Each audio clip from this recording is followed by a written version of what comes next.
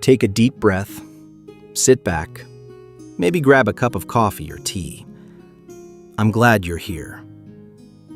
We live in a world that feels like it's constantly accelerating. Everything is faster, louder, and more demanding of our attention. For a long time, I treated gaming the same way, as a race to finish the newest titles, to keep up with the trends, to stay relevant in a conversation that never ends. But lately, something has changed. My relationship with this hobby has shifted into something more personal, more intentional, and much quieter. Today, I wanted to share with you my approach to gaming in 2026. It's not about having the most expensive hardware or the highest frame rates anymore. It's about how these digital worlds help us reconnect with ourselves in a world that often feels disconnected. Since this is my very first video on this channel, I should probably tell you a bit about who I am. I'm just a guy who grew up with a mouse in one hand and a controller in the other. I recently turned 25, and hitting that quarter-century mark did something to me. It triggered a wave of nostalgia I wasn't really prepared for. You start looking back at the games that shaped you, realizing that the memories of playing them are just as important as the games themselves. I've always been a tech enthusiast. I love the clean look of a modern build and the vibrant colors of a high-end screen. But I've realized I'm also a dreamer who finds peace in the atmosphere of a well-crafted story. This channel is going to be my digital diary, a place where I talk about hardware, software, and the quiet joy of being a gamer in an era of endless and sometimes overwhelming choices. Most of my gaming these days happens in what I call sessions. Gone are the days when I could spend 12 hours straight at a desk, ignoring the world outside. Now, my favorite ritual starts when the sun goes down and the house gets quiet. I grab my Steam Deck, find a comfortable spot on the couch, or more often than not, I just lie down, and disappear for an hour or two. There is something deeply relaxing about session gaming. It's not a commitment, it's an escape. It's a way to decompress without the pressure of a competitive environment. Lately, that escape has been taking place in Liberty City. I'm playing through Grand Theft Auto 4 for the very first time. I know, I'm quite late to the party. But playing it on a handheld in 2026 feels right. With the Fusion Fix mod, the game looks incredible. It's gritty, it's brown, it's moody, and it runs beautifully on high settings. There's something magical about holding a living, breathing city in your hands. The physics in this game, the way cars lean into corners, and the heavy, grounded feel of the world make it the perfect session game. It doesn't hold your hand, and it doesn't care about modern gaming tropes. It just exists. On the Steam Deck, it's the ultimate way to unwind after a long day. But I don't just stay in the city. Sometimes I need something more demanding, something that requires a different kind of focus. That's why I always find myself coming back to Dark Souls. Walking through Lordran is like revisiting an old, haunting dream. It's a game that demands your presence. You can't rush it. You have to respect the world and its rhythm.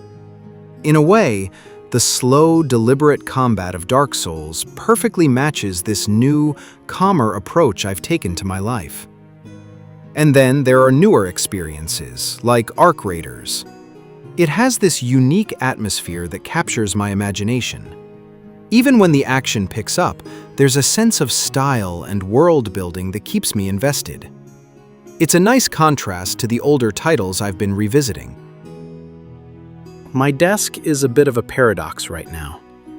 On one side, I have my main machine, a powerful, modern beast that handles everything with ease. But on the other side, there's my new passion project. With the recent changes in the hardware market and the rising costs of parts, I decided to stop chasing the next big thing for a moment. Instead, I went back, way back. I've been building a retro PC from around 2006, the era of my childhood. There's a specific kind of soul in hardware from that period. The loud fans, the tactile click of an old optical drive, the simplicity of it all. This machine isn't meant to stay on my desk forever, though. I'm building it with a specific purpose: to take it to my parents' house. When I go there for the holidays or a long weekend, I want a time machine waiting for me in my old room. I want to play StarCraft and Warcraft 3 the way they were meant to be played.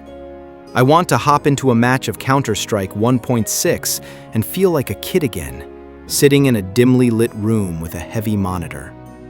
Turning 25 made me realize how much I miss those foundational memories. Climbing the first radio tower in Far Cry 3, seeing the old layout of the map in League of Legends, or that very first night spent hiding in a dirt hole in Minecraft. We can't go back in time, but we can build machines that help us remember how those moments felt. To keep myself from burning out, I've started a new rule. I only play 3 or 4 titles at a time. It prevents that analysis paralysis we all get when looking at a massive digital library. It allows me to actually finish what I start and to truly soak in the atmosphere of each world. On my retro machine, I'm finally getting ready to tackle a game that has always been in the back of my mind. It's a game that people in my country talk about with a lot of respect and a bit of a cult-like devotion. I'm talking about Gothic. Even though it's a legend where I'm from, I've never actually finished it. I know, it's a bit of a gap in my history as a gamer. But 2026 is the year I finally give it the respect it deserves. I want to experience those clunky controls, the brutal world, and the incredible atmosphere on hardware that actually belongs to that era. There's something poetic about playing a masterpiece from 2001 on a machine from 2006. It's about honoring the history of the medium. So, that's my approach. A mix of the cutting edge and the nostalgic. A balance between the convenience of a handheld and the raw power of a desktop. But most importantly, it's about taking it slow. It's about realizing that these games aren't just software, they are spaces where we can breathe. Gaming in 2026 doesn't have to be a grind. It doesn't have to be about competition or staying ahead. It can be a sanctuary. Thank you for spending these 10 minutes with me. It means a lot, especially for my first video.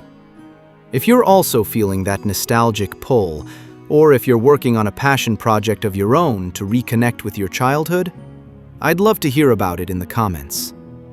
This is just the beginning of our journey together. I'll see you in the next one. Peace.